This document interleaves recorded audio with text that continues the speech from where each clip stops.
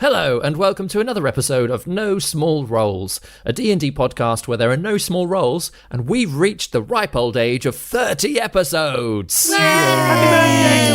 How has this happened? Thanks for sticking with us, everyone. Love and dedication. It'd be really awkward if there's nobody listening to this. Crickets. Oh, one of us. It'll just be Grace and Ben on a Sunday morning. Keep going, guys! I love it. I'm David Knight, your Dungeon Master, and I'm joined by these aging beauties, so say hi, everyone. Oh, hello, So everybody. Put your teeth in, hang on. Look at you, you're so old. Fun fact, 30 is the total number of major and minor keys in Western tonal music, including the enharmonic equivalents. Cool story, bro. Oh, are we meant to be doing something else right now? It's also the average age of our player group, isn't it? Is it? I think so. No. I mean, Chris lowers Doing the average by medium quite a mode. lot. Yeah. Somebody what, do it 3 with years? maths. I'm working on it already. Well, whilst we get an answer to that, then I'll cue the theme tune.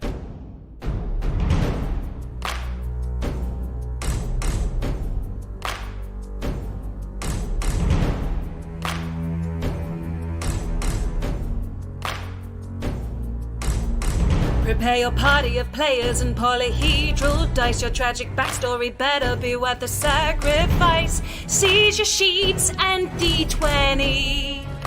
Let's play D&D. Your haggard character swaggers with daggers in each hand. You've all discussed what you must, but even better laid planned.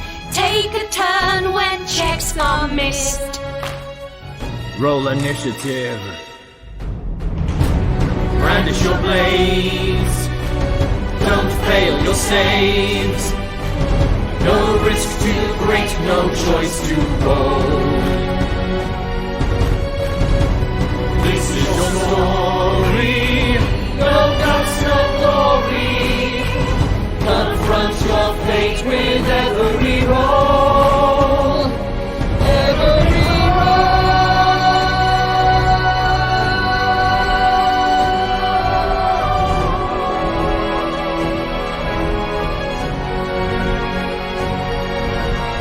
A hero rises inside, one who will pay the price. Then chance of success or rest upon the dice. No risk too great, no choice too bold.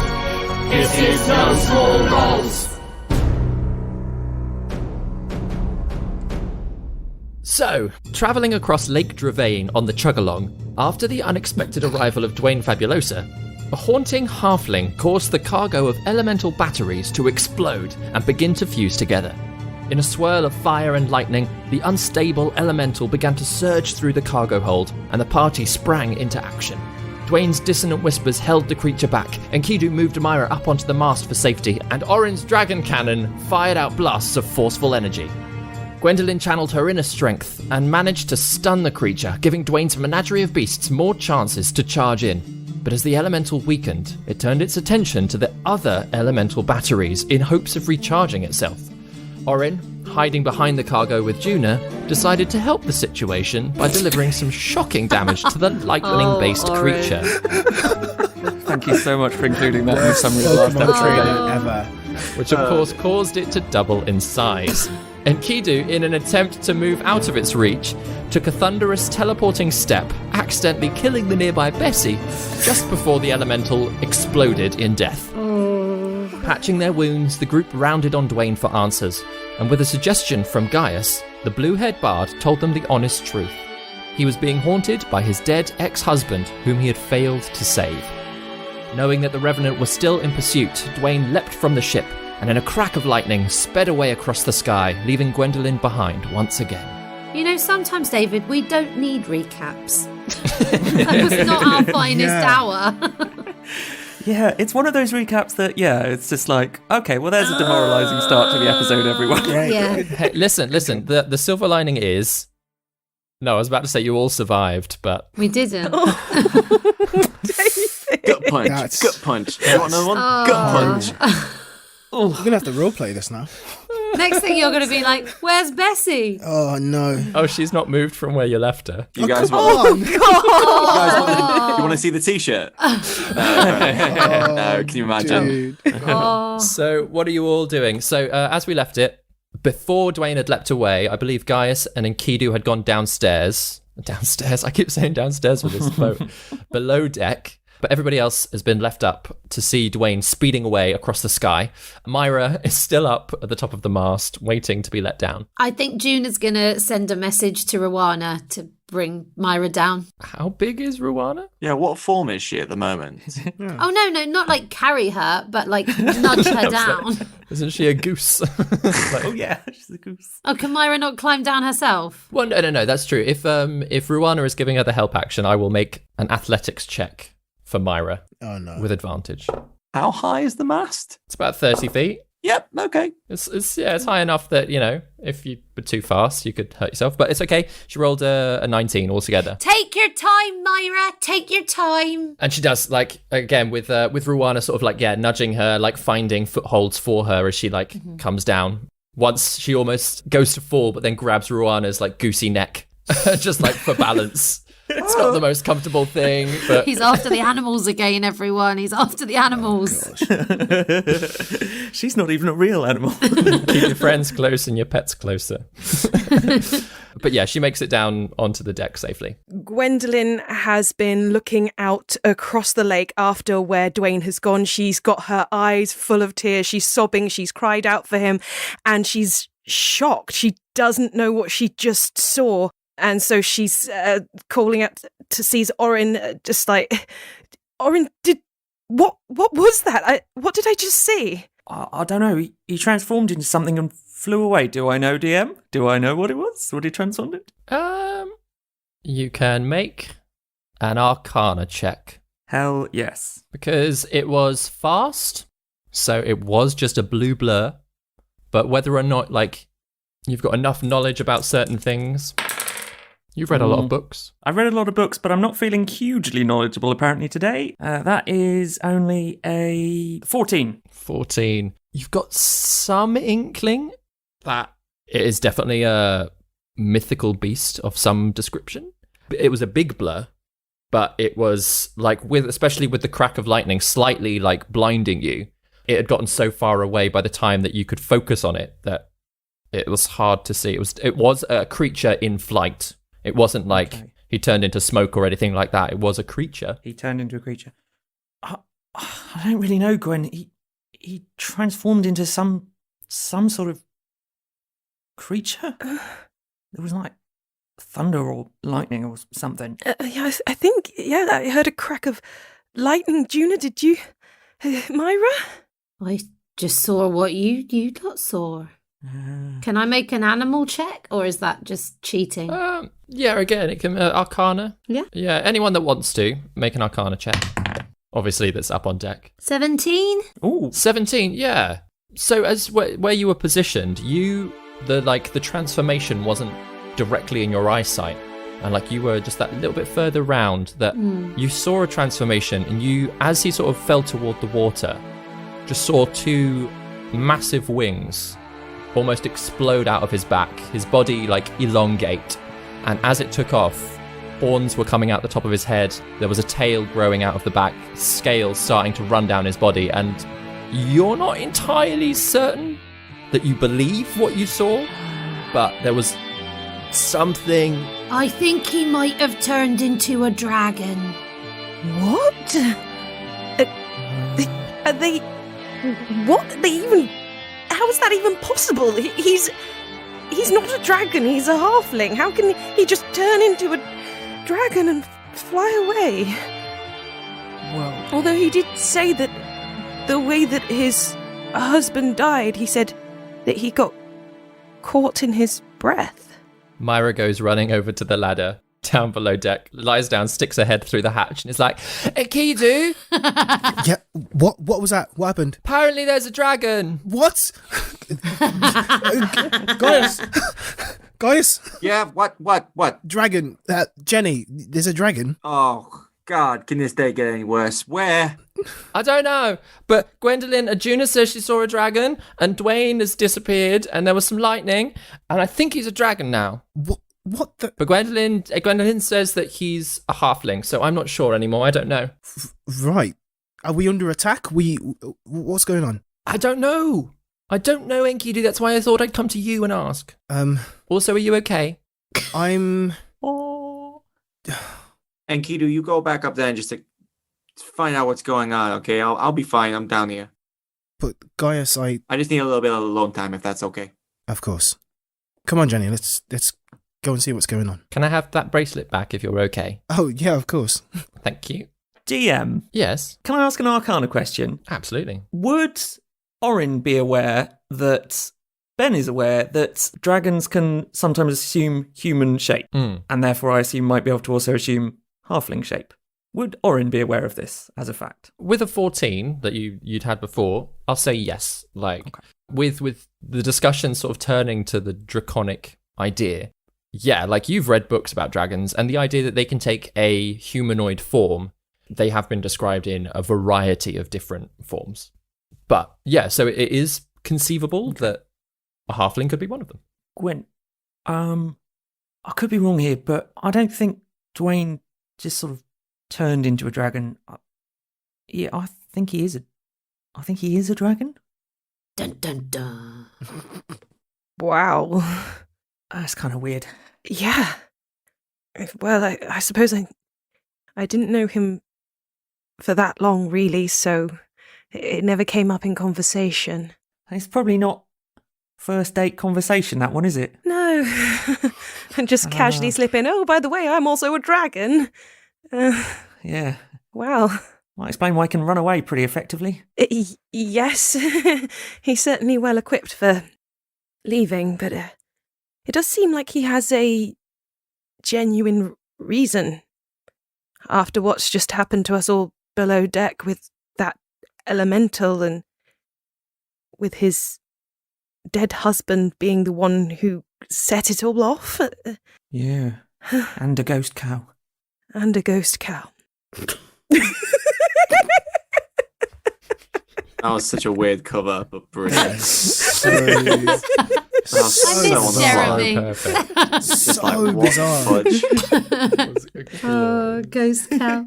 So I think maybe he did have a fairly good reason after all. Yeah. Just as I was thinking that he was no good, and he did love me, after all. Yes. Yeah. Dragon, I heard there's a dragon. Is everyone okay? What's going on? Dragon, what's going on? I don't see anything. What? Jenny? There was a dragon in Kidu, and it flew that way, but it was possibly Mr. Fabulosa. Oh. Is everyone okay? Yeah.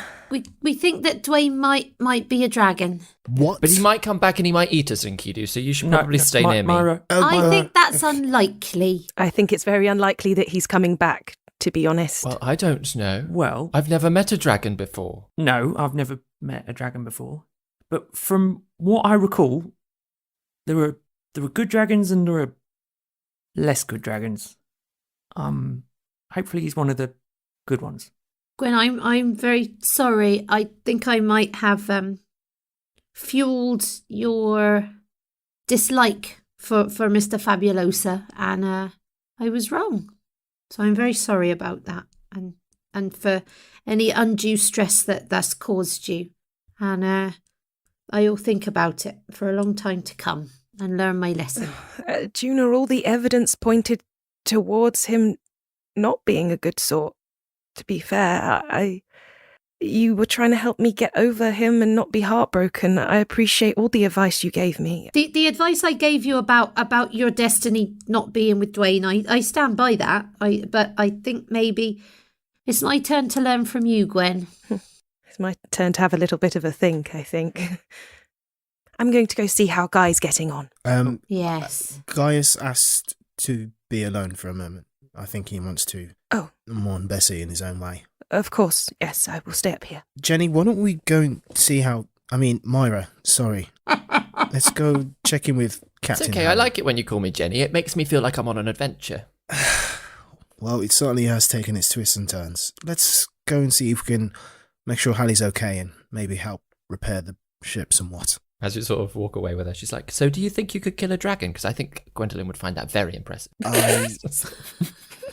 Killing a dragon is so far from my thoughts right now. I'm exhausting and everything hurts. I can barely walk. Mia is shipping so hard on this ship right now. That's what this entire thing is. I've made It's no just decisions. ships. I'm like... exactly. Love it. Below deck, Gaius, what are you doing? So, Guy has just watched Enkidu like go back up deck, and he's just standing there, surveying the scene. His eyes rest on Bessie. What does he see, David? So the cargo hold has been, whilst the hull hasn't been damaged in any way, and sort of as you sort of glance around, there's no leaks or anything like that seem to be coming through, but the cargo that was being carried has been shattered, thrown across the entire space. Some of the support beams have got cracks through them. The deck above you has got a very definite crack that seems to be getting wider. Bessie has been sort of thrown to one side, and she's lying there. Because of the burns from the elemental moving like sort of past her, and the forceful explosion from the teleportation, the thunderousness that knocked her, she actually isn't that matted in blood or anything like that. She just looks a bit singed and is just lying very still. Guy's just going to stand over her for a bit. His head bowed. He's going to look around to see if there's any cargo fabrics or tether that's, he can pull off and drag over to Bessie to cover her with. Yeah, there are. There's some sort of like tarpauling type, almost like spare leathers and things to protect the cargo that you can pull over and just lie over her. He's just going to be down there for about 5 more minutes. And eventually all of you will hear just a very soft melody coming from the cargo hold, being played on a lute. And when it ends, he'll come upstairs. Whilst he's playing, I'm going to minor illusion down the smell of fresh hay. Yeah, he smiles at that. And ends his song. And then he'll come back upstairs. How are you doing, Guy? I mean, hey, you know me. 30 hit points, so I'm fine. What? What a hit point. I'm okay. Like a little bit singed, but hey, I'm okay. Better than some. But how are you guys? I heard about Dwayne leaving and someone shouting about a dragon. But I mean, you're all here still, so I assume everything's okay? Gwendolyn runs up to Gaius and gives him a big hug. Whoa, hey, you okay? Yeah, just really needed a hug and thought you might need one too. Guy just hugs her back. She can just feel him shaking a little bit. She holds him tighter and whispers in his ear, Dwayne's a dragon. That's weird. Guy just pauses for a second and just goes, Well, yeah, that was obvious, wasn't it? What? Well, he was a bard and a dragon. So, of course, his scales were really impressive, right? Oh, my God.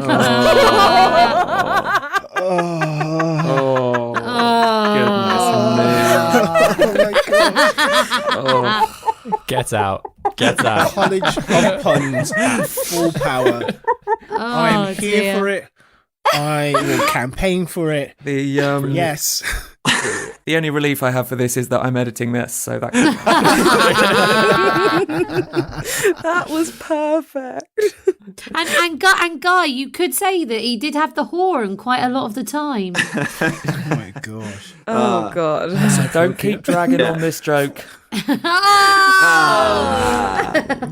Gwendolyn You are cannot on help but fire, laugh, Ben. even though. yes. At the tail end of these jokes, Hey. Guy will just turn to Gwen and be like, but seriously though, that is possibly the most magical thing and fabulous thing I've ever heard. And we've seen some things, but if that's the case, he's a hell of a being. And I mean, it says something for the fact that a being like that falls in love and is enraptured by you, and like, you know, hey. Hey. Yeah, yes, seduced a dragon. Way to go. Married a dragon. Hey, Mrs. Dragon. We never actually technically got married. We were more betrothed. Yeah, I forget that. But yeah, the sentiment. Yeah. It's kind of nice that he actually did intend to marry me, maybe, if he could. Well, it sounds like, from what he told me and from what he told everyone else, like, you know, his intentions were good, and like, it sounds a horrible situation that he's in at the moment, but he's, you know, he's going to go and find some sort of a solution, and we just got to have that hope, you know? Yeah. Just hope no one gets hurt along the way. And, well, I'm glad we didn't get hurt more than we did. Yes. Yeah. It does make me think we are headed into more of the same with these batteries and elementals, and we don't really know what we're going to find on the other side of this lake. I was thinking I might go and have a little look at the batteries, if there are any left. I will come with you, Orin. Okay, Juno. And if you start making lightning or fire magic, I will I will You'll stop tell me you. to stop. Yes. Thank you. I won't make that same mistake 3 times. Yeah, the two of you trot down. Make an investigation check quickly. I'll give you advantage, Orin, because June is there as well. Thank you. Ugh, thank goodness for the advantage. 18. 18. Almost all of them are shattered and destroyed. In amongst all of the rubble, you do find 2 that are still intact. One seems to have some smoke in it, so you can imagine it's some kind of air elemental, perhaps. And the other is... It almost looks like a bit of like a lava lamp, like globules of like molten rock moving backwards and forwards. So you can imagine that's where the fire elemental is being kept. A fire elemental. This is a crazy part of the country Mm. where these things are just roaming around. Yeah, ready to be put into batteries. Yep. Apart from me and Junior, is anyone around down here? Nope, it's just the two of you. Does it look like there's anything to do with the batteries directly? They'd need to be plugged into... They'd need to go into something, I'm assuming. Plugged in. Yeah, they look like glass cylinders, and each end is sort of like a brass plate with sort of attachments on them, as if they could be plugged into a larger machine. Having seen the one from Gwendolyn's wand, you can imagine that perhaps there is some way to transfer these elementals out, but you don't necessarily know how to do that. Juno, how much can you fit in your tea caddy? That's a very good question. 10 small items. There's croissants inside. Yeah. Yeah. She sort of opens it and gets out the remains, yeah. Yeah, sort of 10 small items-ish. What do we reckon? We reckon a couple of these will fit in? Nothing crazy's gonna happen if we put it in there, in the magical space. Is it? I don't think so. I think that'd be all right. It's probably fairly inert in that magical space. I can't imagine any bad stuff's going to happen. It's probably safer in there than in my All right, put the bag. air one in first, because just in case. Or should we keep We've them already- separated? Should we put one in the tea caddy and I'll keep one in my bag? No, I'll put them. If one goes in, we might as well put them both in, right? Okay. I'm going to slowly put one into the tea caddy. The air one. Yeah. Drop it in. I think about it and pull it back out again. Yep, it comes back out. Seems to still be moving around in the same way that it was. Smoky sort of fluidness inside of the cylinder. This seems fine. I'll pop the lava lamp one in. That genuinely made me jump, Chris. So Yeah, same again. Like you put it in, you pull it out a moment later. Seems to have been unaffected by being in there. Okay. Orin, are we telling anyone about this, or is this your and my little secret? I think this is our little secret, Juno. I got ya. Thanks. No, doesn't look like there are any batteries left down here. Oh, that's a shame. Would have been nice to have seen a battery, wouldn't it, intact? Yeah. Well, I guess we'll go and report to the others. We'll make our way back up. So just to clarify, you've put both of them actually into the tea caddy, haven't you? Yes. Like you've tested them and then put both in. Yes. Okay. What? wait, I hang Just on. clarify. You Just put- clarify. That's what I was doing. Just fire clarify. and electricity in a vacuum of space. Fire and smoke is all we know. Fire and smoke. Would you have created like a thunderstorm in like empty space? They're in like a containers. container. They're in like a Containers, yeah, okay. But do they knock against separated. each other as they get like drop in? You can- like, I'm not like Maybe because wiring you them can up. think of them separately. Like Okay. what comes out of the caddy is what you think of. So Sure. maybe they're okay. But David's voice. That's one way that it could be working. Yeah. We don't know till we know.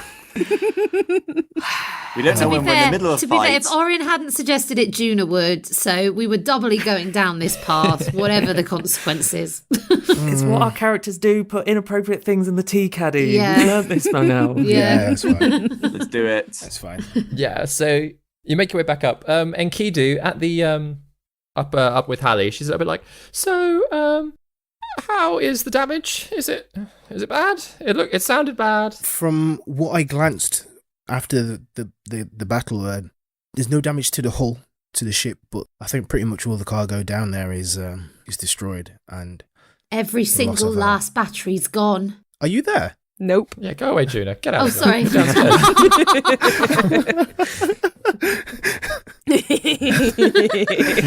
just Juna's voice in your head. Voice in my head Enkidu. going, okay. Yeah, right. obviously Yeah, I we rolled passed this initiative for our own message. private elemental Yeah. battle downstairs. So Hallie looks a little bit worried for a moment. She goes, well, I don't want to place the blame on all of you, but that was a lot of money that just exploded, and the only people that were down there were you. So how do you think you could repay me for that? Once we reach to the other side, and we have business with the Winthrops, I'm sure they'd understand that the cargo is highly volatile. The things are inside. Sentient life don't want to be inside, and it broke free and attacked us. It was an accident. I'm sure the Winthrops have some kind of insurance policy that will cover the damage. Well, I mean, I don't understand how it necessarily broke free, because the containers that they were in are magically designed to stop them from doing that. So unless somebody had opened the containers in the first place, then that really shouldn't have happened. Am I there, David? You're up on deck, so yeah, you can sort of see Enkidu and Hallie having a bit of an awkward conversation at the front. I'll just pipe up and go, yeah, but the thing is, though, we were all on the deck when this happened, right? Yes. We were all on the deck. And also, with respect, when those things started breaking free, we ran down there. And frankly, my dear, you wouldn't have a ship right now. You wouldn't have your life right now if it wasn't for us. So with respect, I kind of feel like you owe us. I don't think that's...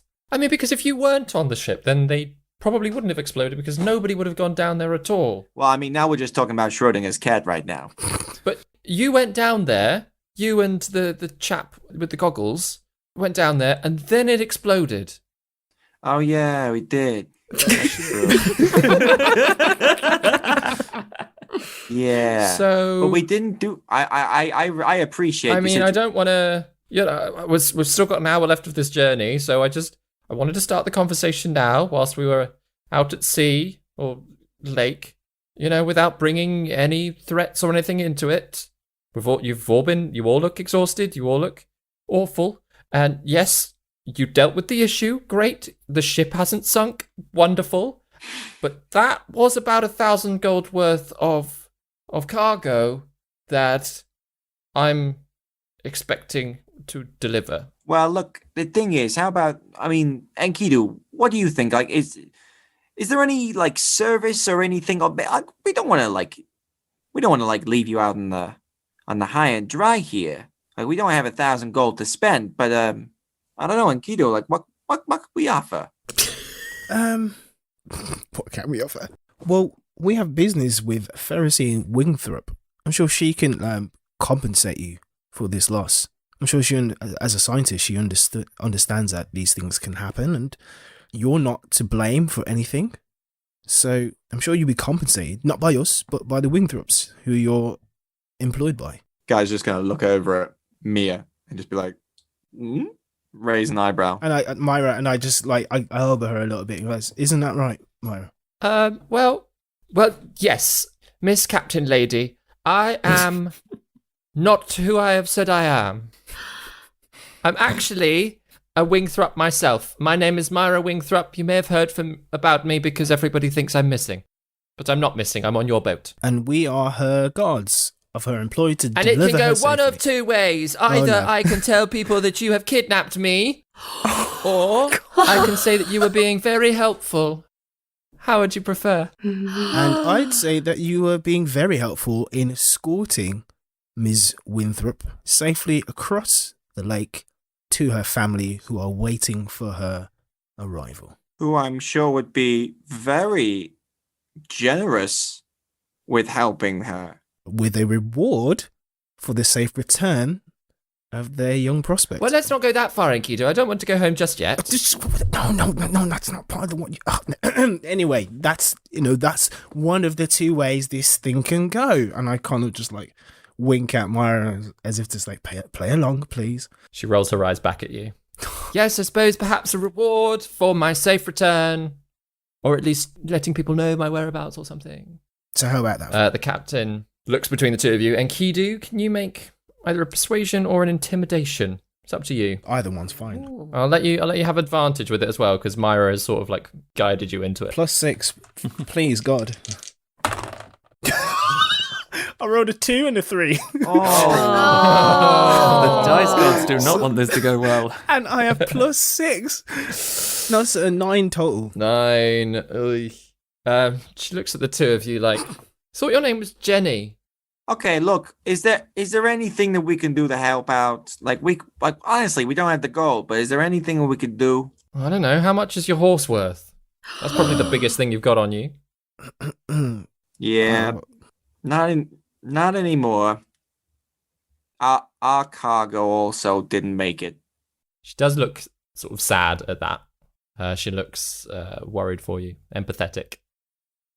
Still sort of like cogs going in her head though, and she goes, I mean, there's lots you can sell from a dead horse, I suppose.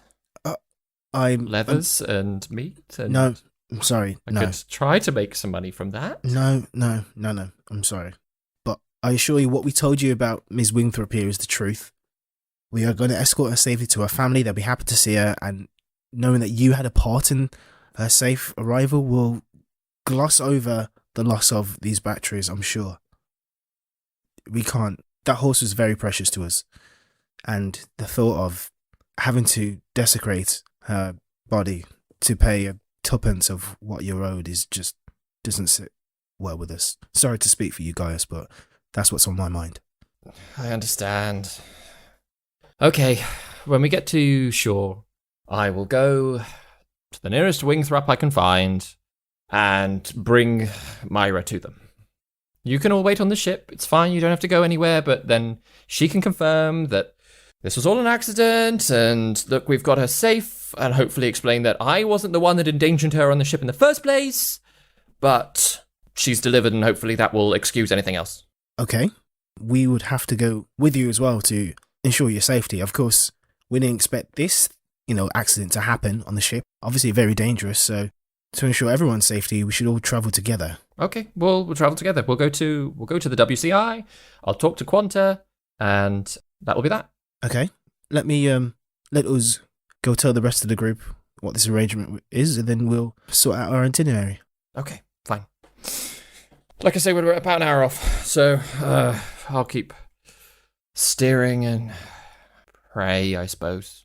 For what it's worth, and I know this is not going to make up for any monetary debt incurred to you, but I am sorry about your loss in welfare.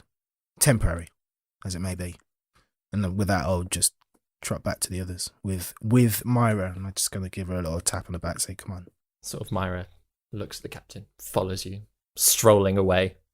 And as soon as she's out of earshot, she's like, let's not go see Quanta. That's a very bad idea. Let's not go do that, okay? Yeah, I agree. We can't do that. Let's confer with the others. Whereabouts are you all gathering? Far enough away from Hallie, I assume. Yes. Downstairs? Down below decks. Below decks? Is there any... Oh, this boat isn't that big. It's like a barge, isn't it? Yeah, it's not that big. It's sort of like 30, 40 foot end to end. Yeah. There's no cabin. No. It's just basically the cargo hold and the top deck. Everyone, can we have a little chinwag below decks? We have a slight issue. Yeah? Right, yes. Guy, you alright going below deck? Yeah, I'm fine. I'm okay. Yeah, let's go. we'll trot downstairs. Yeah, we'll go down. Mhm. Yeah. We have an issue. Hallie is quite upset that she's lost all of the cargo, of which she was, of course, going to receive payment for safe delivery of which there is now none. None Yeah. at all. None at all. Absolutely none. We couldn't find any, Yes. could we, Orin? What? What Oh. Insight No, check. just there's nothing. I know, right? It's a good team name, the Insight Checkers. If he's making insight, can I roll deception? Me too. Yeah, because I Yeah, know you're that's lying. what- I if want that's to- what's I'm, going on. I'm curious if Guy knows. Yeah, go for it. 23. 12. I got 24. Yes. Got 24. Sorry, mate. I rolled really high. Oh. Yeah, you see straight through that, Gaius. Yeah. Okay. Just so Guy knows. That's fine. Yeah. So I feel like Juna and Orin are being naughty school kids again. Yeah. Gosh, so bad. But Yeah. Juna Sticky doesn't remember fingers. the last time they were naughty school kids, right? Okay. Yeah, you're in doesn't. tomorrow. Yeah. Yeah. it's two things. Either she's wants to go with Myra to the Wingthrups with us in tow, or the WCI or whatever she said. What is the WCI? Don't know What's that? yet. But It's the Wingthrup. Wingthrup Convalescent Institute. It's where all of the soldiers go. Oh. Okay. So, but the thing I'm worried about that is that then there's another person in the narrative, and I feel like it's important that we control that. Or she said that she's lost 1,000 gold. 1,000 gold. That is. Oh, man. The- I mean, That is a lot. that's a hefty price. I'm not gonna Yes. lie. And like I said immediately, just like we don't have that money. We've What? got a couple of carpets. Gosh. We do, and they were good carpets. 1,000 gold worth of carpet I What? mean, it's probably not that expensive a carpet. in the price of elemental sentient life in batteries. Could I perhaps somehow contact my father? If somebody has a way of contacting him, maybe with Orin's writing or something? I don't know. Gwen, I have a way I could contact your father. You do? Yeah, I the other night I found that I've developed this ability to be able to communicate with someone I thought I'd lost communication with, and I can try it on your father. I respect the man. We could do that if that's what you want to do. Wow. Yes, I didn't really think I'd be getting in contact with him quite this soon, but if it's going to help us out, I would be willing to. Are you sure you want to do that over this, Gwen? Well, otherwise, we could potentially put Myra in trouble. We could either potentially get ourselves arrested. So, yes, to help everyone, I'm willing to. Are you sure, Gwendolyn? Do you want your father to know where you are? What are you up to? I don't know. At least he would know I was safe, and I want him to know I'm safe. So, he's the only person I know with that sort of money. Is he going to be able to... Well, how's he going to get it over here? I mean, we could get him to promise a writ of some sort. I don't know. Neath his cloak, Guy's fists are like clenching so hard, and he just goes, if you don't want to do that, Gwen, I have the money. What? I've got enough money on me. What? How on earth do you have the money, Gaius? He's physically feeling revolted at this moment, just thinking about what's going to happen next. Oh my gosh.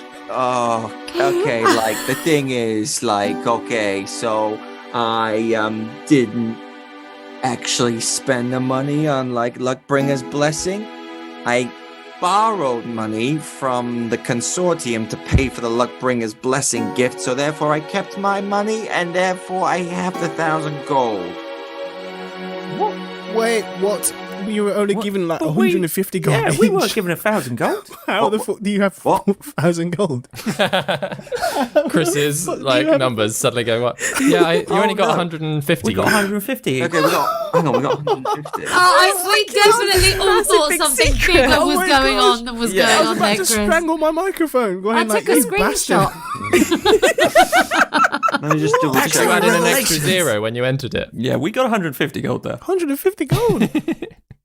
For a moment, I was like, where has Gaius got David's this face, money? Excuse me. Okay, I was like, oh my god, this is like his backstory. Yeah, I thought so as well. I thought yeah. the sword is worth 1,000. Oh my gosh, I was so God. excited. I thought it was going to be Actually. tied in with Gwen's dad in some ways. Like, we can't contact Gwen's dad. Yeah. He's my father And then too. the build up to it as well. Like, Yeah. oh, this fist clenching. I was like, This is all sadly going to get cut.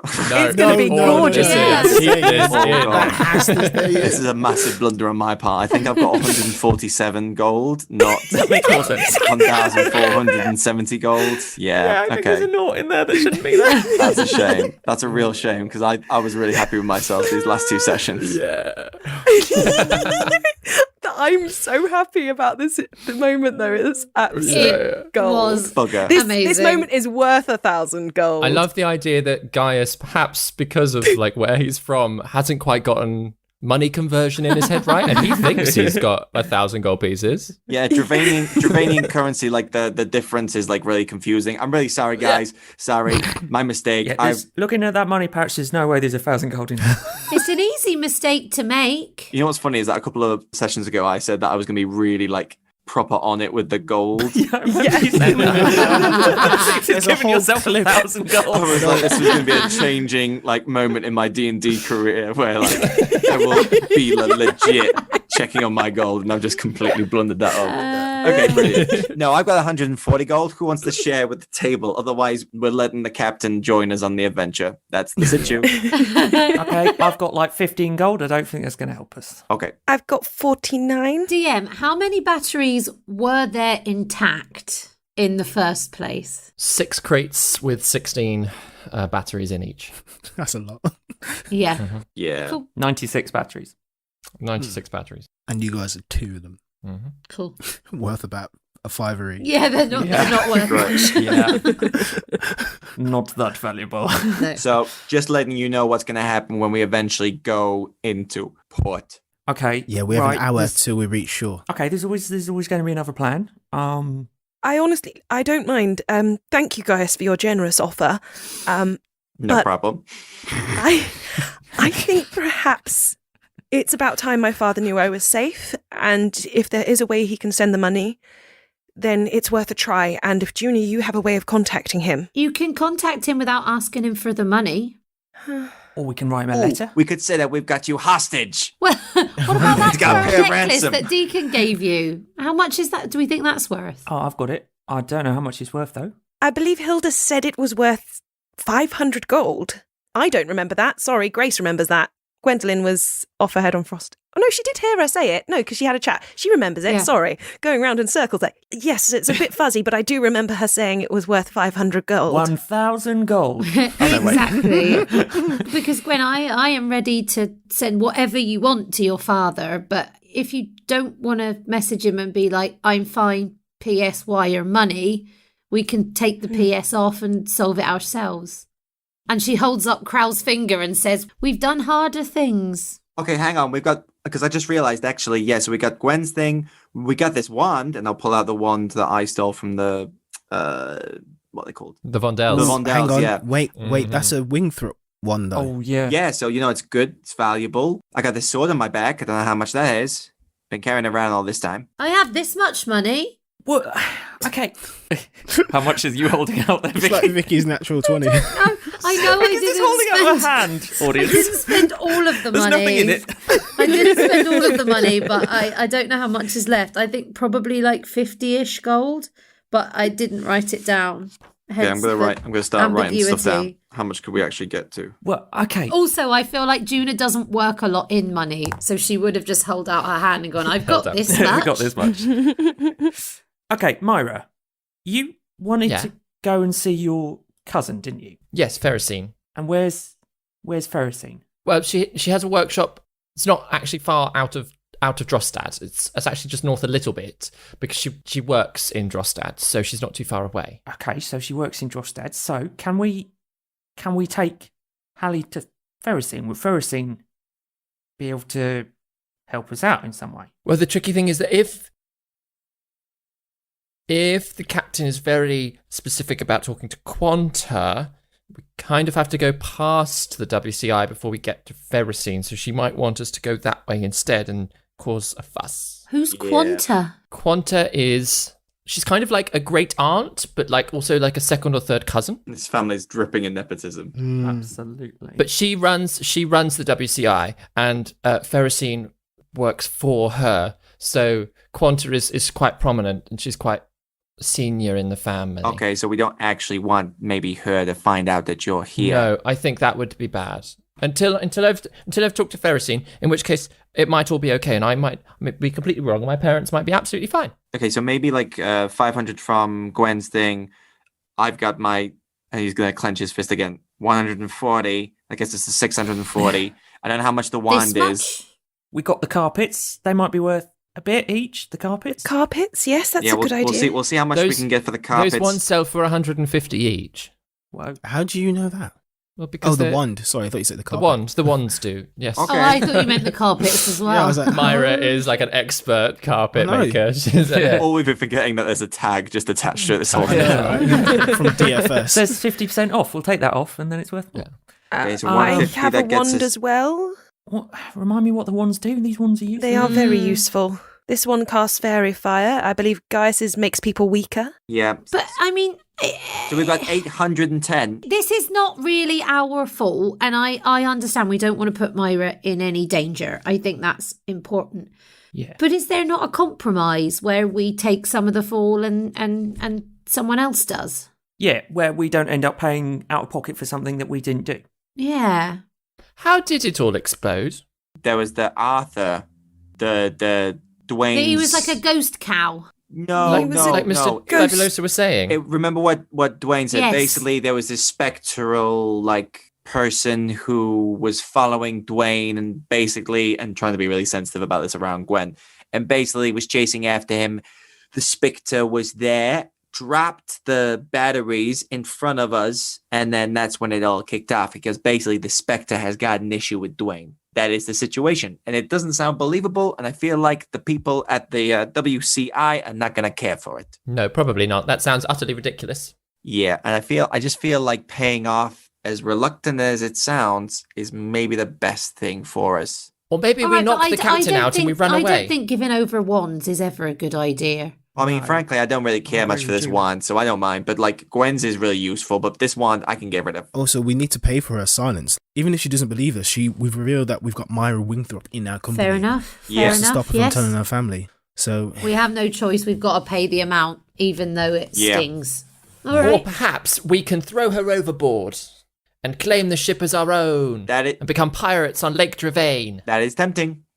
That is tempting. It does sound And kind then, of cool. and then you can all be called the Chugalong Pirates. I think we've come up with a better name than that. I think we have other things that we need to do, don't we, Myra? Well, possibly, yes. It might be a bit of a distraction from helping your parents. yeah. It'd be quite fun, though, won't it? It would be, but I'd rather not put Hallie, throw Hallie overboard. She's just trying to do her own job and get she's on with trying to life. get by. I agree. Okay, so we've got, let's just to clarify, what's the 500 coming from again from Gwen?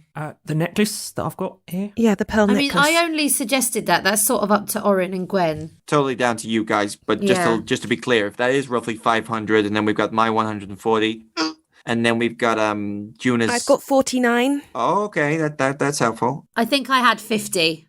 Is that about right, DM? I can't remember how much the I don't books know. were. I just knew I had enough money. I can't remember.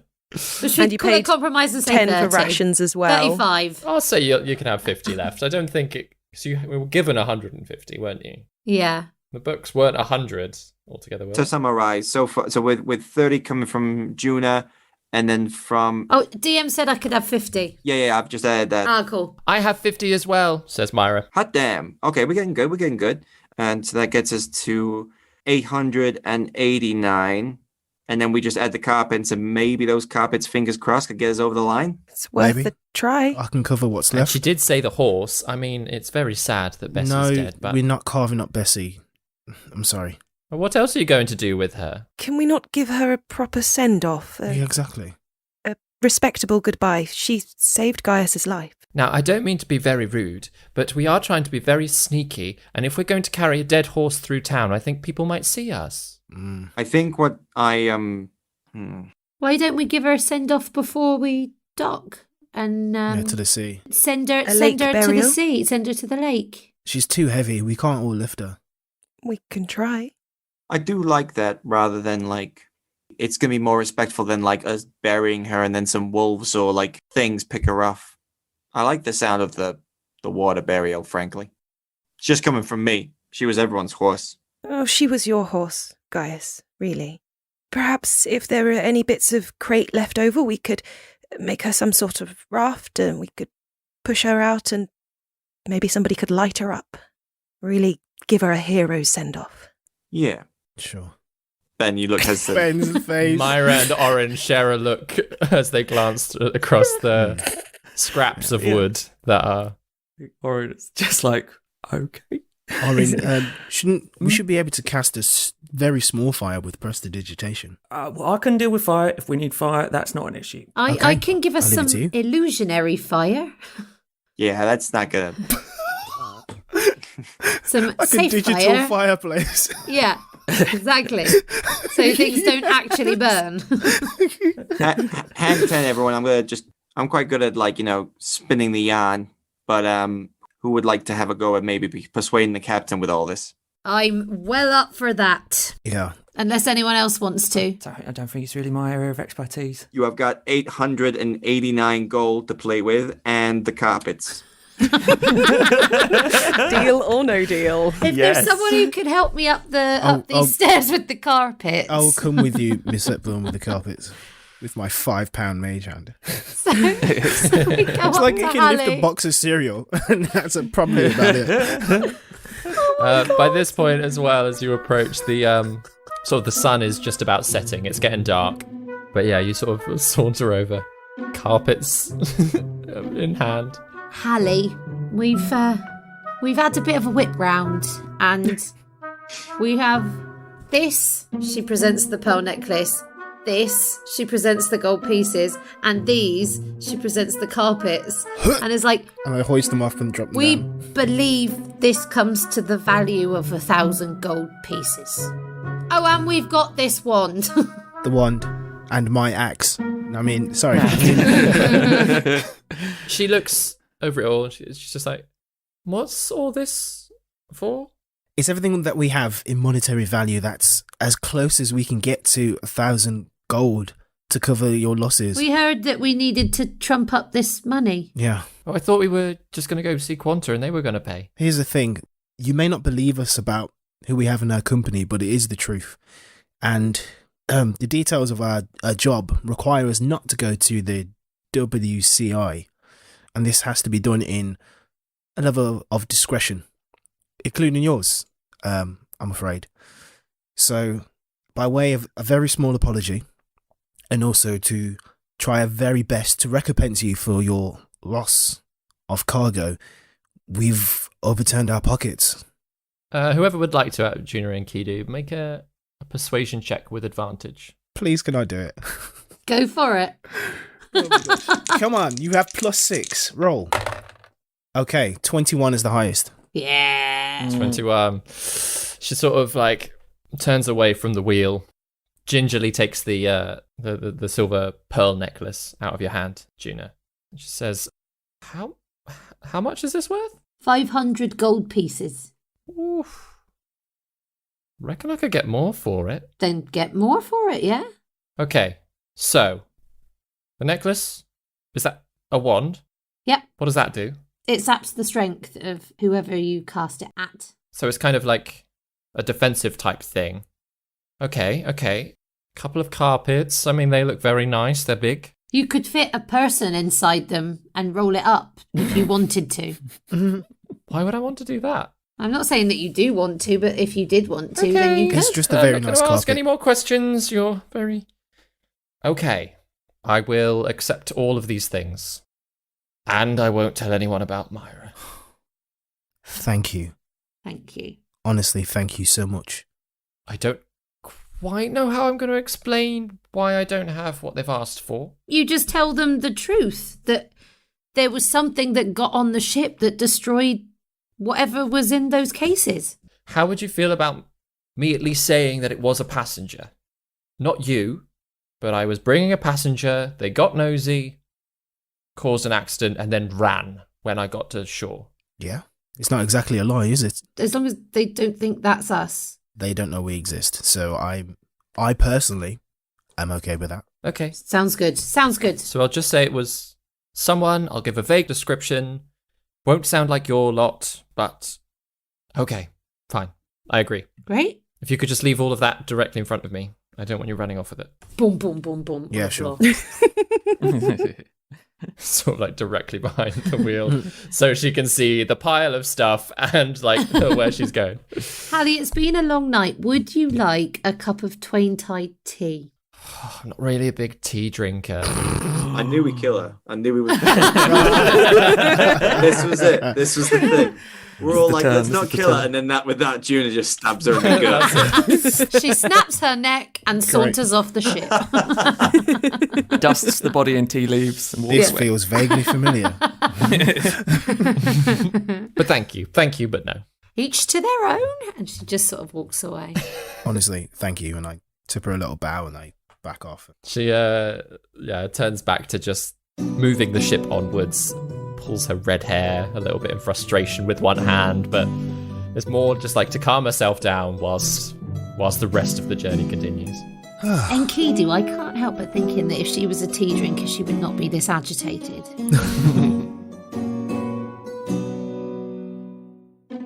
Grace here, keeping you updated with all things No Small Roles related. The wonder that is Ben Galpin has made us a swanky new website. Head over to www.nosmallroles.com to check out what is on there so far. It is all looking very, very pretty. And talking of technical stuff I don't understand, we have expanded our Discord. So if you're a fan of No Small Roles and chatting on Discord, this is the place for you. As well as the public part of our Discord, open to all our fans, there is still an exclusive patron-only thread. So if you'd like access to that, get signed up to our Patreon. Our Patreon has a range of subscription levels and excellent perks come with each. In this very month of April, we have Jeremy Cobb's character creation session with David. I cannot wait to hear all the secrets. The Fabulosa theme music will be available for you to enjoy in all its glory. There'll also be an exciting new subclass from David's brain, as well as patron polls and more. When you sign up to our Patreon or move up a level, you get a shout out right here in the middle of the show. We are thrilled that 3 of our beloved patrons have recently moved up. So a massive thank you to Pippa Beckford, Sam Oakes, and Stuart Townend. We hope you all enjoy your extra goodies. We also have a brand new patron, so welcome and thanks to the awesome Oren Bailey. You have our gratitude and we wish you big rolls aplenty. Now, if you didn't already know, another perk of being a No Small Roles patron is the opportunity to join us for recordings of No Small Questions. We have a lot of fun during and after the recordings, and it's a great way to get the inside scoop on the goings-on of Eltimpia. This month, I'll be in the hot seat, along with the most charming of bards, the one and only Jeremy Cobb. We are so thrilled to have more Jeremy in our lives, so get those Fabulosa questions into us via social media. We are at No Small Roles on Twitter and Instagram, and you can find us by searching No Small Roles on Facebook. Talking of our marvellous bonus shows, the superfans are all caught up. From now on, Superfan Chats will be making its way to your ear holes on a monthly basis. So for recaps, theories, and general nerdy goodness, look out for Superfan Chats towards the end of each month, wherever you get your podcasts. And that's all from me for now. Let's get you back to the story. Yes, you all gather back together. Briefly, just before we gather back together, if I was near Myra, I just at some point have leaned over to Myra and go, I've got a device that would make you invisible. I can't help but feel that might be an easier route, but I mean, maybe their negotiations are going to go all right, so... Oh. Give me a second. But she was like, I made one of those 2 weeks ago. Genuinely, I'm like, oh everyone wait, does she invisible? have invisibility on her spell list? Yeah. Yeah, Spells. she probably does. Classic fucking Myra. She's 9 years old. No, she So doesn't. salty. She doesn't. In your face, Myra. Ben, angry at a 9-year-old girl. I know. How It's do you not mean Ben, you can it's make me Orin. invisible? Yeah, it's all right. That's quite impressive. Do you mind if I see it? Okay, you can see it. I don't want to turn it on though, because I'm only going to get one use at it. So we might need it later. Okay. I will pass her a little device with some sort of mirrors and the like little light projectors and things that could she could probably see if used correctly could make someone invisible, probably for an hour or so, as long as I was thinking about it. Oh, and just in the middle of it, there's a little eyelash as well, just in a little bit of gum, just sort of in the middle of the device. Yeah, I couldn't stick that bit of mirror on, so I just used a bit of gum and I don't know, an eyelash got in it somehow. Oh. So how does it work? Is it like light refraction? Or... Yeah, it's basically a bit of light refraction, basically. So, yeah, you just sort of bounces it around, and so it appears from the other side that you're not there, essentially. I mean, in direct sun, it might be a bit of a giveaway, I don't know, but... So is it, do I have to hold it? Do I wear it? Do I... Yeah. How does it turn on? You'd have to hold it. Okay. Like this? I won't turn it on. I'm just checking. Uh-huh. But there's a pretty key component that I'm holding on to, so it's not going to work until I give it the say-so. Oh, Orin, that's not fun. Yeah, I know. Isn't that a shame? Okay, but it's a very clever design, actually. That's quite... I like that. I might try making one of my own. Fair enough. You show me how to Do show... you power it with pearls as well? This one? No, this one isn't powered by pearls, no. Oh, okay. That's just Aggie. That was a bit of an experiment. Well, I'm just very surprised at what you can do with some things. Well, yeah. Turns out that the Wingthrops don't know everything about inventing stuff, eh? Burn! Oh my gosh. I mean, I'm pretty sure that we have invented invisibility before, Orin. That's not a new invention, but this version, this is a lovely design, okay? Okay. Now, do I keep on hold of this? No, or I'm going to would look you like after it back? for the moment. Okay. Okay. Well, very good effort. Could look better. Hammer strike me. Okay, fine. Don't Let's rise. give it back. Don't rise to it. She's so precocious. I love her. She's great. She hands it back to you. Okay, I take it back off her. Gwendolyn, I suppose, has been helping Guy kind of prepare Bessie for burial at Lake Yeah. during this. David, just so I'm clear, I don't want to spend too long on the whole logistics of moving a horse, but I just wanted to just check, in terms of her getting down, was there sort of like a lowering and raising like mechanism Yeah, basically, there's a big old hatch in the center of the boat that had been opened for a harness and whatnot? Well, no, not so much of a harness. Like the lid of it had turned into a ramp down, Yeah, fine. which is how you'd all like walk down and how you'd sort of duct her down. That can still happen whilst the boat is in motion. So if you did want to do that and at least like carry her up that way, that's the easiest way because obviously she wouldn't fit through the hatches. I think we can all do it. We just need to get everyone together. But yeah, thanks, Gwen. Have we come back down now? Yeah. Are we? Yeah. Cool. Okay. Well, we'll wait for everyone to be ready, and then we'll just ask them to go ahead and lift her up and push her up the ramp. Yeah. With all of you working together, I'm not going to get everyone to do a strength check or anything like that. Good. All heave her right the way up the ramp, bring her out onto the top deck, and then heave her into the water. Do you want to say any words before you do that? Guy? I've never had to like say words before to. Would you like to sing her a song? I have a song that might be appropriate if you'd like me to sing it.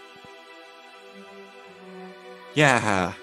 Sorry, Gwen. I'm not very good with death of people I know, and I feel like my voice is sort of stolen from me on this one. Okay.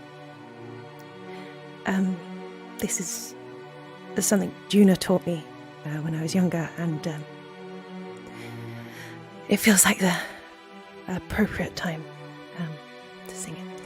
Gina's going to come and hold Guy's hand while she sings it. Journeys start and journeys end. Paths cross and entwine. Fate may lead you to a friend who leaves from time to time. But if your bond is strong, they are never truly gone. Journeys start and journeys end until we meet again, my friend. Until we meet again, my friend. Until we meet again, my friend. Guy will just give her a push off. You watch as she falls into the water, Do horses sink? and it's not long. She doesn't buoy up or anything like that. She just starts sinking as the boat travels away, and really quite fast before you can't see her in the lake anymore. My mom would have liked your voice. Thank you. I haven't felt like singing for a long time, so felt like the right time. It was beautiful, Gwen. I think Bessie would have liked that. I like Gwen. I hope so. Yeah. We're lucky to have had her with us, and to have had her with us again. We lost her for a little while, we got her back, and maybe we'll meet her again. In some plane or other. Yeah. Guy, I've got a story that might help.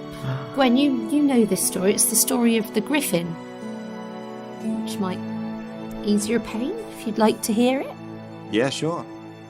I heard the story in the Rillian Isles. It's called The Story of the Griffin.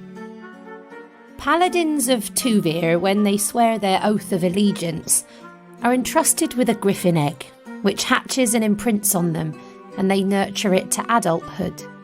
The time and love that they put into rearing their griffins builds a trust bond that is unbreakable. A griffin will do anything for its owner, but also a paladin of Tuvir will do anything for their griffin in return. And so with enough time and love and willingness on both sides, any bond can be forged, even in the oddest of circumstances. That's a story they tell on the Rillian Isles. That's a wonderful story. You had a beautiful bond with Bessie, guys. It's true. Yeah, she had a lot of spunk. Yeah. That's a perfectly normal American idiom. I was fully with it. It's so gross, though. I was fully with it. Why? I was holding it in, and then Ben darted off screen. know. And I couldn't handle it. I'm so sorry. I will counter that. I was fully with it. The naughty one. Yeah. By this point, it's actually only about half an hour until you arrive at shore. It's dark, early evening, where the town comes into view. And Drostad itself, as you see it approach, it's mostly low buildings. There's some lit lanterns along the streets here and there, which makes you spot it on the horizon. As you approach, sort of each of the buildings are sort of white plaster walls, which makes them more luminescent in the nighttime. Dark timber frames helping outline them. Hallie guides the ship into the dock, sets down the ramp, looks over at you all, gives a little nod, but doesn't really approach to like send you off. What she does is go below deck so that she can't see you leave. Let's get moving. Let's be off. Okay, let's get moving nice and quiet like. Cool, so we leave the ship. Yeah, Myra starts leading the way. She darts through the streets, trying to keep as quiet or at least as normal looking as possible. And actually, there's not that many people around town. The only thing that does stand out to you as you move through these dark streets is one larger building. It's the only one in the entire town that's 3 stories high, so it stands out. It's like a big cube-like block. And as you pass sort of through the streets, just by an open courtyard leaning up to its gate, you do see the symbol of the Wingthrups on the gate, a triangle with a gear at each corner. Myra stops. She says, "That's the WCI. Yeah, I thought. That's where they keep all of the injured soldiers." But anyway, and then she carries on leading you out north through the town. And then once the buildings start thinning out a bit, she sort of leads you down through some slightly country streets. And eventually you come to a pair of buildings. One is a comfortable looking cottage in much a similar style as all of the others in town.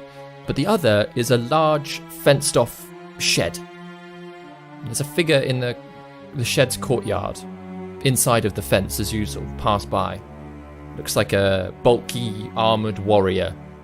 And as you sort of like moving closer and past it, completely faceless, holding a great sword, just stood at ready in the centre of this courtyard, beyond the fence. It doesn't look like on a its footman chest. of any description, does it? It's a statue, right? Okay. Make Just because it was a- faceless. Yeah. Just It's being like a like statue. Make don't know, a like- perception It's like an check if you want to have a quick a look through the gates, a look through the bars of the fence. Is it like mechanical? Can I? Or is it like? Like a golem. That's what I thought was a golem as well. I got an 8, so it's irrelevant anyway. Oh. Anyone else that wants to stop and look can Yeah, I make wouldn't another mind. perception. Quick perception check. Yeah. Is it pronounced Yeah. golem or golem? It's a golem, right? Golem. Golem. Golem. Dravanian accent's quite weird. Sorry. Yeah. Well, actually, no, 8. sorry. You're not all from Dravane, are you? No. The only Dravanians are Enkidu and Gwen, right? Yeah. I think so. Well, as far as I know. To your knowledge. To my knowledge. I'm the king. I have 1,000 gold.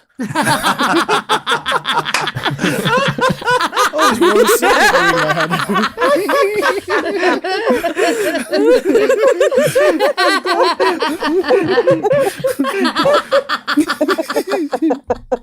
That's amazing.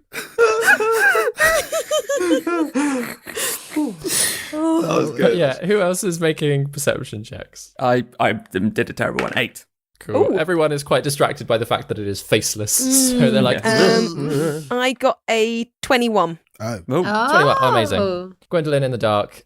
Yeah, you can see it. It looks to be made of metal, possibly a kind of brass. Like you, because of the work your father's done, you're kind of used to seeing strange shapes and metals and things in the dark, and you're like, I think that's maybe like a brass type sort of statue of a thing. As you sort of move around, yeah, Gwendolyn, you notice as well that on its breastplate of this armored being, it does have, again, the sigil of the Wingthrups, this triangle with a gear at each corner on it, but it doesn't seem to be moving. And if it is some kind of guardian, it looks pretty inert. It seems to have a little bit of like moss or something growing across it. Gwendolyn explains all that to the group. So I think we're safe, but maybe not get too close. You never know. yeah. Dragon Good Gate. plan. I was Sounds about good to to say. me. Yep. Stone Dragon Alright. Gate, I suppose, really. Yeah. There's a new definitely. Dragon Gate yeah. now. Where would you like to head for? There seems to be lights on in both the cottage and the shed. So where would you prefer to go knocking? Myra? Myra, do you know where your cousin might be? Well, I don't know. She lives here alone, so she's either left a light on in the house or she's working in the shed. Which is closer? I'm sorry to say this, but I am exhausted. Well, you can never go wrong checking out someone's work shed. But wouldn't it be rude if we're caught in the shed without knocking Well, on she the might be house in there. first? Like, knowing your cousin, where most likely do you think she is? Is she, like, around this time of the evening, is she said often that she's, like, working late? Or is she, like... Pharisee! Okay. Yep. Okay, we're doing that. Pharisee! Works as well. Myra, just shouting out into the darkness. She stops, she looks, she says, well, if you don't know, sometimes you have to experiment, don't you? Quite That's very right. true. Although sometimes you have to forge the anvil before you swing the hammer. Whatever. Oh, shut up, Orin. Should we just go and knock on the front door of the cottage? That sounds like a good idea. Let's go do that. Guy stealthily just fist bumps Orin. Yep. Orin fist bumps back. As you start moving towards the cottage, the door does open as you're a few steps away, and you see a young woman, probably about 17, 18 years old from the look, tan skin, green almond-shaped eyes, messy black hair that are set back, like sort of her hair's held back with a set of goggles of her own. Wide-eyed coming out. It's like, Myra? Myra! Pulls her goggles down. Oh yeah, what are you doing? And Myra's like, Pharisine, hello, these are my friends. I've gone on an adventure and we blew up a ship and there was a dragon and we fought loads of elementals, and they can't decide what to call us. Hello. Hi. Pretty much. Hi. Good evening. Hello. Yep. Pretty surprisingly accurate summary. Ferrocene looks at you all, says, all right, come in, I suppose. Thank you. Thank you. Much Who obliged. who are you all? Myra, who are you? We have been assisting Myra and keeping her safe as she has been on a journey to meet you. She has something she would like to ask you for help with. And we are all a little bit exhausted. Well, I've just I'm been making Gwendolyn. dinner, so do you want to come in? Oh, sorry, hello, Gwendolyn. Yeah. Sorry, should have said that. Yeah. No, it's fine. Come in. I to be honest, I don't often have visitors, so I weren't cooking a lot, but you're welcome to come and have some of it. Thank you. That's most generous Thank of you. yes. Yeah, let's grab some grub. All right. Would you like a hand with the cooking? Oh, do you cook? Yeah. She is the Yeah, best. if you could take over, that'd be great. Oh, of course. I slip All back. right. I slip back to Oren and say, "We still have rations, right?" What? I mean, if June is cooking, what? Yeah, but like and Kidu hates worms. Juna's cooking. Worms. It could be worms. Oh, all yeah. the worms and butterflies. Well- I don't mind having a biscuit for dinner. I don't have Yeah, to absolutely. eat a worm. Well, actually, there's a couple of pastries that I Right, couldn't yeah. find anywhere else to put, so you can have one of them if you like. He's just been carrying them. If I hadn't have listened to episode 23 today, I would have forgotten I put that in there. It looks a little stale now, I'm not going to lie, but it's probably fine. Better than eating a worm. Yeah, so I'll slip that in my pocket. So yeah, she runs over a little bit, gives Myra like a big old hug, and then leads her in by the hand, and the two of them start chatting away as they walk into the kitchen. Ferrocene and Myra just take seats at the table. They don't even really start paying attention to the rest of you, with the two of them starting to chat away. They sort of form into their own little bubble that is just not aware of the outside world. Listening in, you get the impression that Ferrocene has heard that Myra has gone missing, is very glad that she's safe, but is just more curious about why she'd gone missing, not necessarily like if she was in danger. What are you all getting up to in the kitchen? We're all in the kitchen together. Yeah, it's a fairly small kitchen actually. It's sort of a nice stove to one side, a little fire pit for anything that you want to cook there. There's one big table in the center and a few cupboards around the edge. Nothing particularly fancy actually. Okay. Yeah, there's nothing like mechanically interesting about the kitchen. is No, there? it's pretty straightforward. The only thing is that it is a mess. It is an absolute tip. There are dirty plates everywhere. There is a bowl of water with cups and things in, but they've not been touched, and you don't know how long for. Oh my gosh. I might give them a quick wash before I start the cooking. I'll cast fairy liquid fire. Ah, yay. Perfect. Is there any bottles of booze or anything, David? Make an investigation check around the cupboards. Natural 20. Oh yeah. Hey. You gave yourself bardic inspiration from your joke. There are none. There is not one bottle of alcohol in the place. Damn. Actually, that's a lie. You do find a bottle of ethanol, but Medical grade. it's very clear that that's not for drinking. Ooh. And in fact, even when you find it, Ferrocene's like, "Oh, that's where I put it. Okay, thanks." I mean, if you're desperate, guy, I can give you a twain tied laced in a bit of frosting. No, I'm good. I'm good. I think that's hitting the hooch a bit too strong. I just remembered, actually, I got some whiskey, actually. I got a bottle of whiskey from a while ago. I'm going to enjoy that. Does anyone want a couple of drinks? I'll have a drink while I do this cooking. I'll find the least dirtiest glasses and just get a couple for people. Oh, no, it's all right. I've just washed these couple up. Oh, Actually, thank don't you. touch that with your bare hands. I'll cast Mage Hand and just daintily put it next to the bowl. The place is filthy. I am really, really uncomfortable with how dirty this place is. Is dirt not your thing in Kidu? No. Bit of a clean freak. Oh my gosh. And he's shrugging his shoulders, trying to okay, that's it. And he whips off his jacket, he bamps the scimitar away, and he's like, that's it. No. And he starts picking up some plates, some cups, he's putting them in the bowl. Except only if you're on cooking duty, I can at least clear the way for you. No.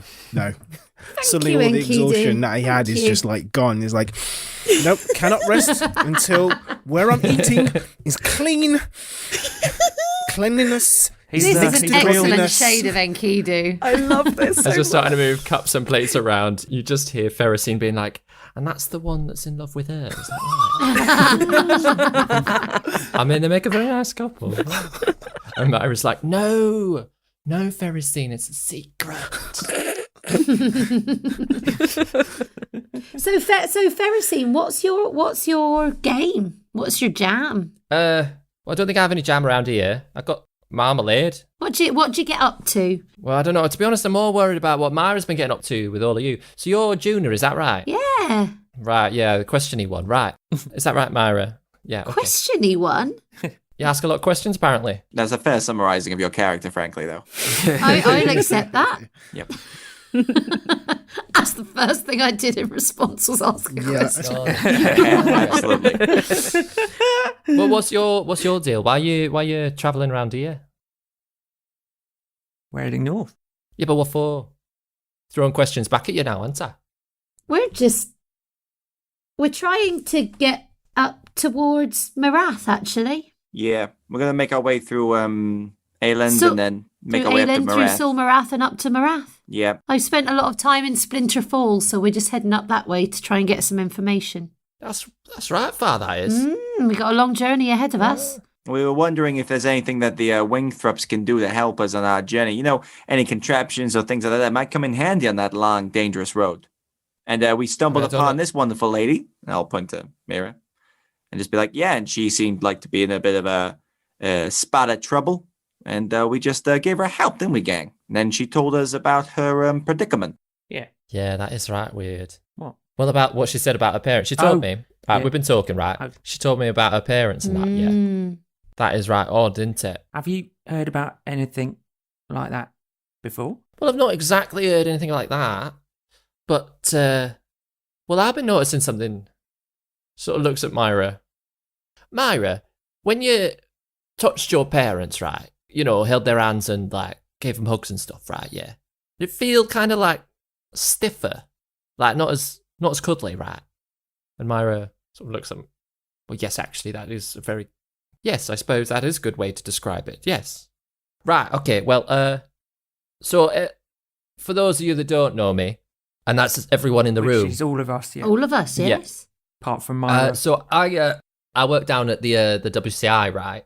Oh, do you? Yeah, I'm just apprenticing because I've not quite yet done my first test for the Wingthrops, so I'm not old enough just yet. So I've got to work for a bit, obviously, before I test because I don't know what I'm going to be testing on. So I've been doing the rounds anyway. Some of the prosthetics that have been coming in, yeah, it's right weird. They're not powered by elementals. Oh, What do they seem what to are they? be powered by? But that's what I can't figure out. And I'm wondering if it's like part of my test that I've got to figure it out beforehand. But, And do they look like the other prosthetics? well, yeah, they look the same. They look very realistic, like all the rest, but Is there one of them in your workshop now? Yeah. Yeah, have you got one here? it's a slight smile comes across her face like, I might have nicked a couple. Aye. Oh. I see. All right, you with the goggles, you come with me. We'll go have a look, right? Okay. How long's dinner going to be? 15 minutes? All right, okay. Yeah, come on, you come with me. Okay. I will happily follow her. Myra, you probably should stay here just because it's hard for the DM to keep swapping between voices. And also, you're really annoying, Myra, so, just stay Yeah. here. Oh, wow. Yeah. Can I send Ruana after Orin just so that we've not sent him on his own? Yeah, absolutely. I've got Aggie with me too. Yeah. Oh, you have got Aggie, with you Aggie, as well. yeah. Yeah, they can come Orin's down Orin's together. probably Yes, the pair of geese. I'll Yeah. happily take Yeah. a pair of geese. Ferrocene leads you straight outside, Orin. Is anyone else following? Or... Gwendolyn's going to follow out of curiosity that she wonders if the workshop's going to be similar to her father's, so she wants to go check it out. Mm-hmm. So Ferrocene, yeah, she doesn't bat an eyelid at you following. Leads you outside, across the sort of little garden, through the gate, past this statue, which as you pass, Gwendolyn, it's probably comparable in height to you, if not a little bit taller. It's quite foreboding. But then she walks up to the shed, pushes open a side door, and inside it's a big space, big wide open space with tables and apparatus scattered about. There are tools all over the floor. She's clearly just a very messy person, and strip lights embedded in the ceiling. And she sort of, she moves through, winds through some of the tables, like this weird little like contraptions that she's clearly working on herself, Orin, that you recognize like the basics of them, but then they're clearly unfinished, and part of it's you're like, that looks dangerous if it's going to be left there like that. Why is any of this like this? But she leads you around towards the back of the workshop to a small table with a box there with a blue blanket thrown over it. She whips off the blanket, and inside are 4 forearms and hands, and they look incredibly realistic, apart from the fact that at one end there's clearly shapes for them to be attached to a person. Wow. Molds that somebody who perhaps is missing part of their arm could use this. Sorry, is it 4 forearms that you said, or 4? There's 4 Repeat forearms. four There's forearms. 4 forearms and hands. Yeah. I know I'm not there. I was just like, That's worth clarifying. Yeah. And they look like flesh, basically. They look like flesh. Yeah. But then there's like a connection down at one end. Yeah, exactly. Yeah. Wow. Those look incredible. I mean, yeah, they're right good. You wouldn't even, when one of those was on, you wouldn't even know that it was a prosthetic, would you? Well, no, that's kind of the point, isn't it? Oh. I had no idea such things were possible. Yeah, I didn't know you could make them realistic like that. Well, yeah. I mean, obviously, like, you could, if the person don't want them looking too realistic, like, you know, we can offer a variety of designs, but, well, these are some of the newer ones that, like, people want to use, and, like, it's all magical, right? You stick your arm in and, like, it just Wow. it attaches to you. It works as if you'd never been injured in the first place. Man, that's amazing. Well, yeah, but that's the thing, like, Yeah. normally there's like, and she picks one up. She goes, there's like a socket down this end, right, that you can unscrew, and that's where you put the battery in. And like, obviously it is dangerous, right, for somebody carrying an elemental round in their arm and that. But Yeah, wandering around with elementals, that feels like a bad idea. yeah, like, it's right dangerous. Yeah, Unless obviously it's housed properly. And of course. but this one, it don't have. I can't find the socket anywhere. I don't think it's inside. So the other ones, do you have to swap the batteries out every now and then? No. No, okay, no. like, well, I mean, like, one battery will last for hundreds of years. So Oh right, okay, longer than the user. exactly. So it's never been an issue as far as I know. Yeah. not necessarily. Oh, that's true. No, yep, that's true. Can I have a look at one? Well, yeah, that's why you're in here, right? Yeah. I will look at one of the prosthetic forearms if I can. She goes, oh, wait. Oh. Wait. What? She runs over to another side box, like, starts rummaging, runs back to Gwendolyn, hands you a set of goggles. Oh, goggles. That's exciting. I'll put them on. What? Great. That's for, like, if anything explodes, you don't want it Yes. blinding you, do you? Yes, of course, that makes total sense. Yes, I would definitely know that. Yes, I'll put them on. They look fetching. Great. Yeah. Well, I mean, it's not about style, it's about protection, right? Okay? Yes. No. Protection is very important. I'm all for it. I just never saw myself wearing goggles. You know, it's more orange type of thing. So it's just exciting. Sorry, you carry on. Yeah. She sort of, as Orin approaches the 4 forearms, she almost like pulls you back a little bit, Gwendolyn, as well, pulls her own goggles down over her eyes and is just waiting. So yeah, Orin. I will pull my goggles down. Can I just have a look at one first of all? Just have a good poke around at it a little bit, just to see what it looks like. Have a look at the end where it connects to the rest of the limb. Yeah, interestingly, the connection point, it looks as made of flesh as the rest of the arm. And like, you know, you pick them up, you feel like they're cold. You get the impression that they're not active currently. But yeah, it's very hard to see where any seams or anything like that are. It just feels and looks like completely like an arm. Huh. Juna said we had 15 minutes, didn't she? Yes. Give or take. Okay, hang on. Have we got 10 minutes? I'm just gonna drat. Okay. Ben looks at his prepared spells for the day and doesn't have the one that he wants. I am going to spend 10 minutes, if I may, tuning my goggles of magical detection to at least be able to detect magic, which would give me an indication if they're magic and what school of magic, if any, it would have. School of Magic. Test the DM on made-up stuff. During that 10 minutes, Gwendolyn is probably going to ask Ferrocene about the statue. So that brass statue outside, that's it's quite something. Is it more than a statue? Well, I think so. I was told that it was something to do with my my test. Once I got to my 18th, then I'd have to figure that out. Oh. And it'll help me find the workshop. So. Gosh, that's fascinating. So you've just had that there your whole life? Well, no, I've only been here about a year or so, but yeah, they dropped that off about 6 months.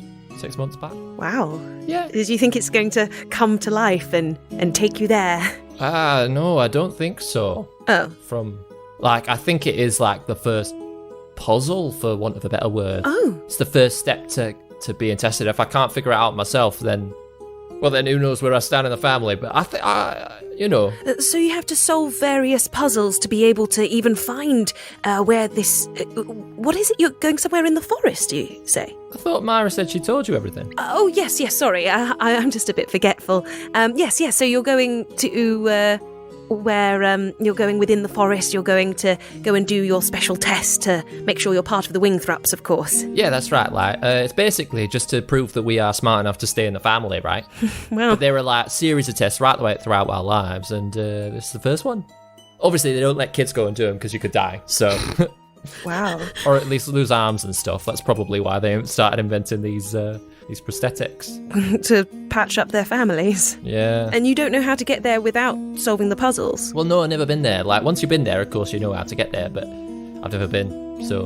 Wow, it's quite a mystery. Are you excited? Yeah, a little bit. A bit nervous. Yeah. But, I don't know. I can't imagine it's that hard. I'll probably do harder work down at the WCI anyway. What would happen to you if you didn't pass? Would your family just throw you out? Or? Well, from what I've heard, right, I would be dead, so...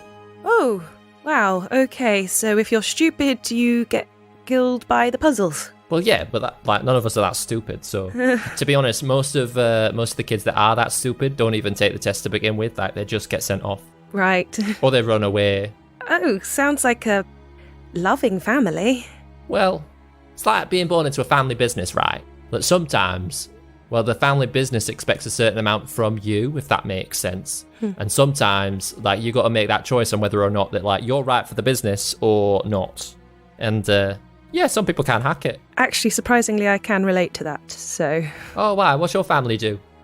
Oh, bakers. Yeah.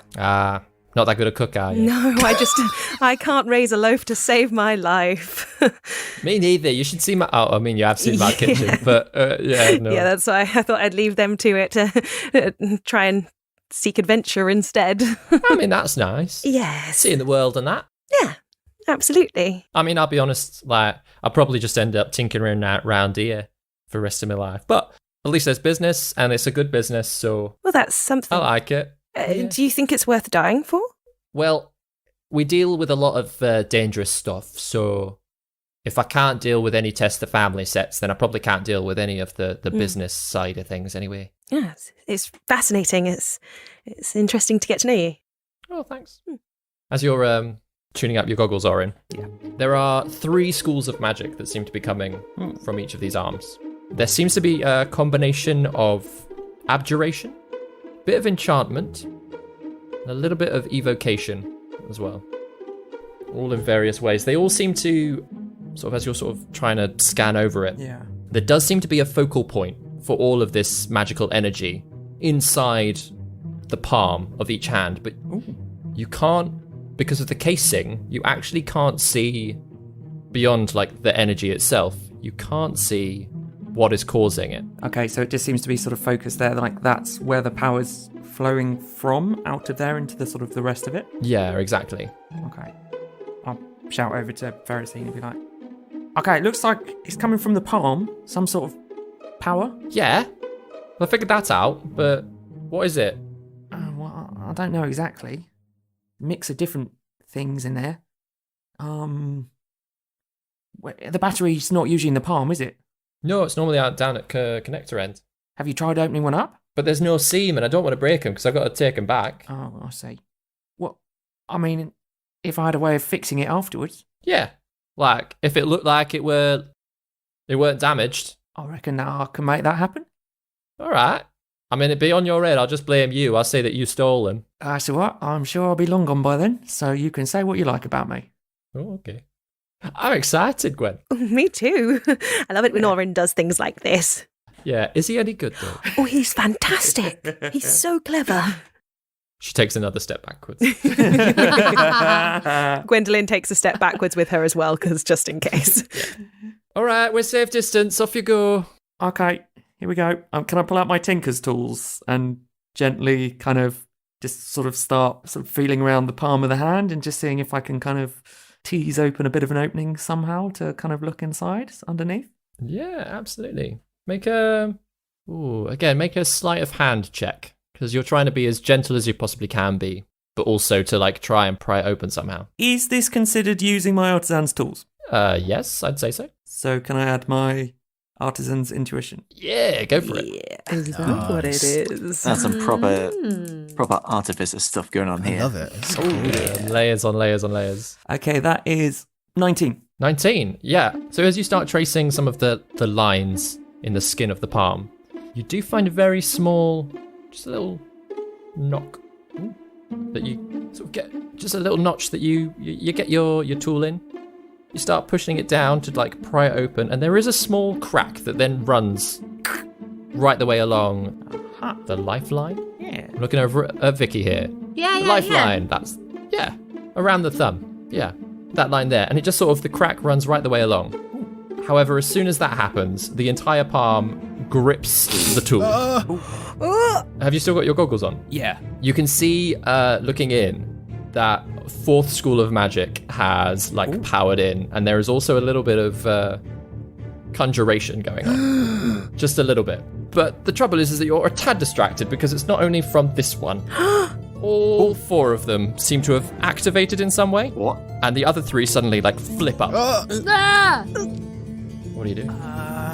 They're just sat there, but they've just suddenly kind of like... Yeah, they're like perched on their fingers, the arm part in the air. All four of them still in the box. Okay. And my tool's still stuck in one of them? Apart from the one that you've currently got a tool in, and it's just gripped the tool. Okay. Ferrocene, have they ever done that before? Well, no, they only really do that when you put them on people. Right, okay. I'm going to try and pull the tool out from this one. And all three of the others just leap from where they are over to you. And that's where we'll end tonight's episode. Oh, God. Oh my gosh. Nice. Oh my gosh. Oh, All right, guys. that's creepy. This is brilliant. They'll be fine. They're armless. Hey. Dear, dear. You have been listening to David Knight as your Dungeon Master, Ben Galpin as Orin, Chris Watts as Gaius, Daryl Bailey as Enkidu, Grace Kelly Miller as Gwendolyn, and Vicky Gaskin as Juna. Original music by David Knight. Please tell your friends, subscribe, and follow us on all the social media.